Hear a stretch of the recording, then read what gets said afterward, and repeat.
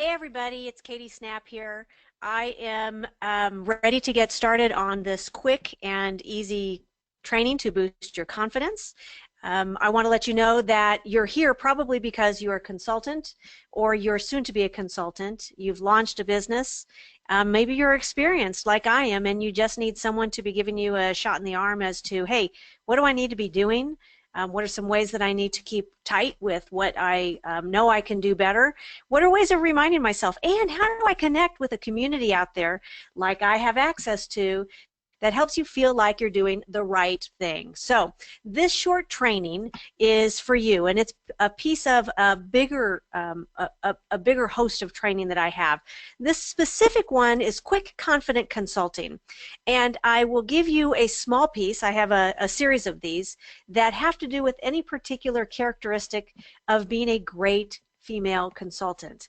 This one in particular is about translating your capabilities into something of value for your clients without or with a less likely chance of second guessing yourself or having some fear and self-doubt around it. Okay, so I'm going to put on my headphones. I'm going to get down to seriousness stuff, and I'm going to share my screen with you. Let's turn off the webcam. Okay, you should be able to see that. So the characteristics of great female consulting. I am a management consultant, so I do want you to know that I have been doing this in person for upwards of over 2 decades, almost 3 now. And I have a training company called Skirt Strategies that helps women maintain their grace and their confidence as influencers in their working world. I specialize, this is where this comes in, I specialize in tiny trainings with big results. That's great. Tiny trainings, big results. I've got that trademarked. You might know many of the tips and techniques that you often run across with me in Skirt Strategies, but that's okay because you love the reminders. You're the kind of person that loves hearing somebody put them into words.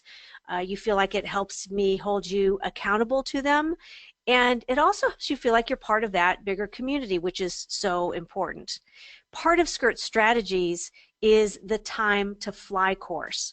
So the Time to Fly course is particularly for women who are consultants or coaches and are launching that business as a consultant or are well into your business. So let's get started around that.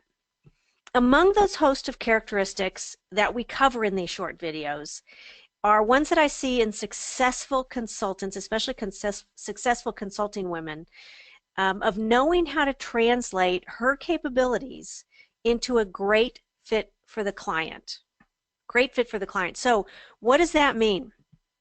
Well, I want you to first look at your toolkit, and I call it sometimes a cosmetic bag, which is kind of funny because at Time to Fly we call it that.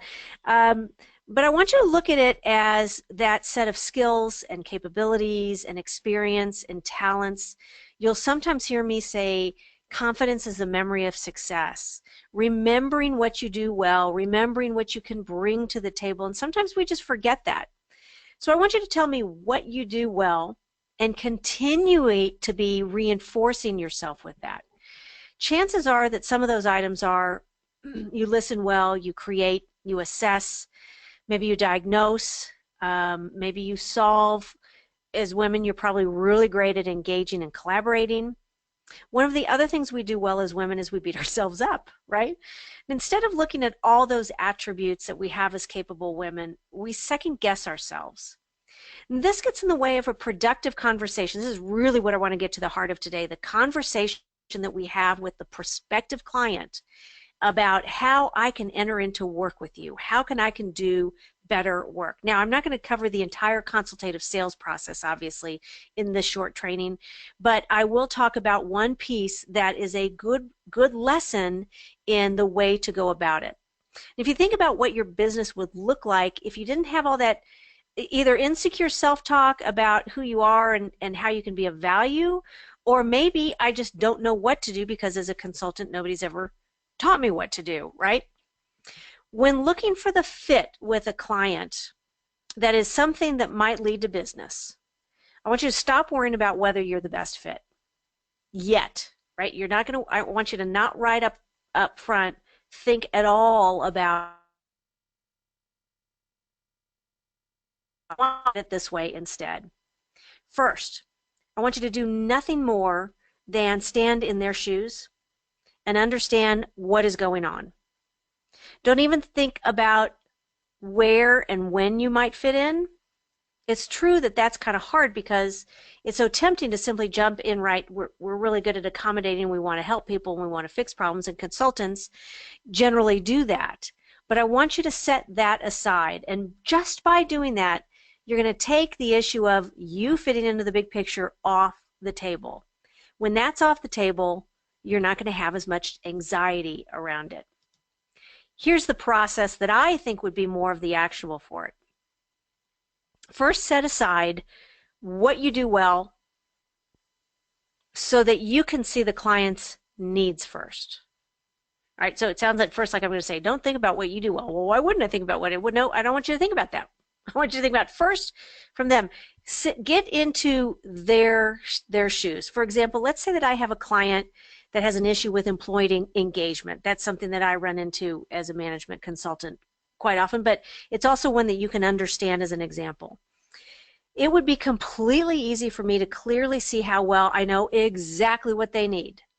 I know how I can deliver a culture survey. I know how I can get small focus groups together. I know that I'm great at that. I know that I can drill down into their climate there and maybe measure it. Oh, how well I do that too. Resist that.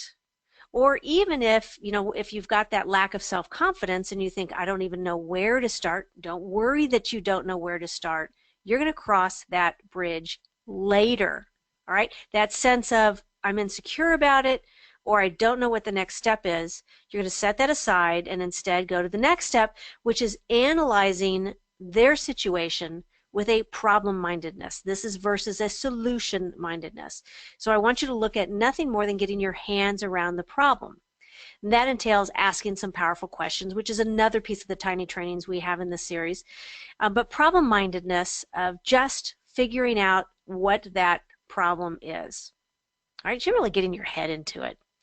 And then ask some of those following powerful questions that aren't leading to anything like selling yourself or positioning a certain solution.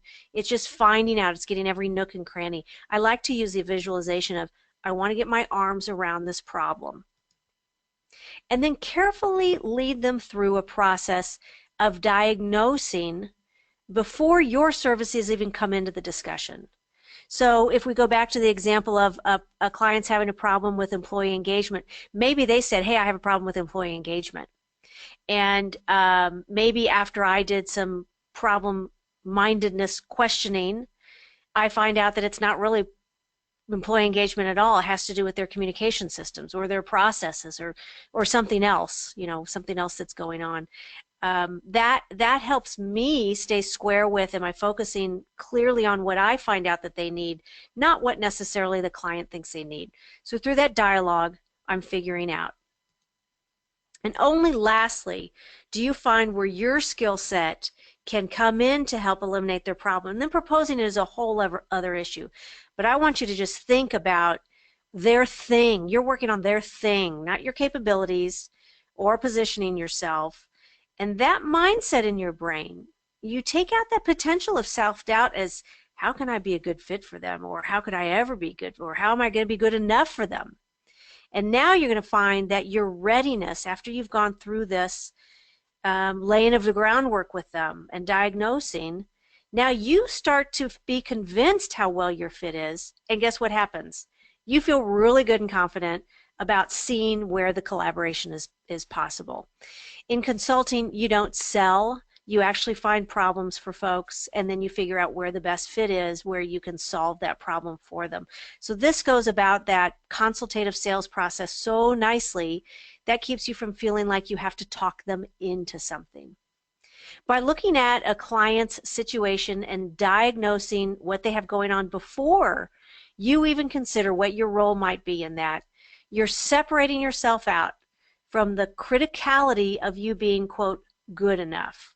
And when that's your challenge and that's going through your head, especially if you're like me, nobody taught me how to be a consultant.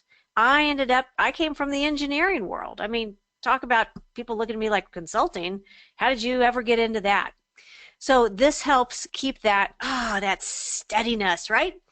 So that's what it's about this week. That's the rendition of the Quick Confident Consulting. Check your mailbox.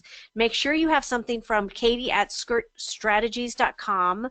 If you got to this video through one of my processes, then I've got you in my sights, and I can continue to send you terrific reminders and training pieces, as well as notification of webinars that are coming up, and things that are going to give you more confidence, and you'll probably get a little bit of insight into my Time to Fly course as well.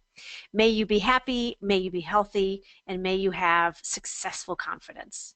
Bye now.